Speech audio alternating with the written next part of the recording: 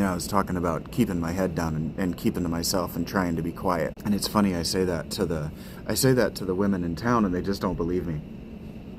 I'm trying to be quiet. I just trying to be quiet. I'm actually a really quiet dude. And then the chick that's reading my journals, she's very interesting. Trying to gauge her behavior as she reads through it, trying to gauge whether she's changing her opinion about me in real time as she gets very close to me. I wrote those to myself. I wrote those like I was reading them, because I was definitely going to be the first person to read them, and probably the only person to read them multiple times after they hit the Patreon. In fact, definitely the only person likely to read them minimum twice after they hit the Patreon, because I read them and then I'm going to record them again once people start to get interested and want to hear my voice speaking my thoughts. But I tell them that I do this YouTube, and it really surprises them. It really surprises the shit out of them that I'm writing and that I'm talking, and because I'm so quiet. And yeah, they don't believe that I'm really this quiet in person.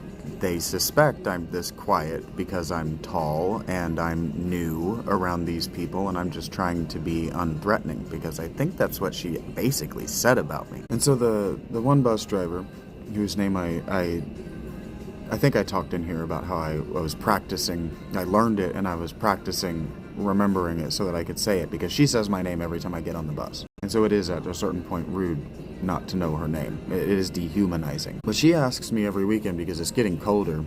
It's supposed to be in the negatives tonight. In fact, I might have seen -16, and I hope I didn't. But she asks me every time, like, how are you surviving? How are you surviving? And so nobody else got on the bus for about a half an hour. So she had time, and I just talked. Like, she was driving, and like she had a captive, or like I had a captive audience. And so I just talked to her and didn't feed her openings to cut in, right? And so in talking about people not believing that I just prefer to be quiet, because they see I'm intelligent and they see that I know I can talk and that I know what I'm talking about, so they don't believe that I prefer to be quiet.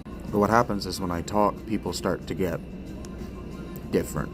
So I was explaining to, I'm going to call her Miss T, this morning, that I really like this. I'm really enjoying it, like a great deal. Beyond being frustrated religiously and frustrated with the creative side of what I'm doing, the struggle against nature I just love. I'm just loving it. And so I was trying to explain to her, like, what I do in the mornings when I show you my tent, or when I do my get ready with me, is like, I love seeing in real time what my ancestors went through. The Scandinavian North, the Scandinavian polar Arctic winter is significantly worse than this. And they couldn't just go and buy a jacket. Like I told her, my first thought is, how am I going to survive this without killing anything?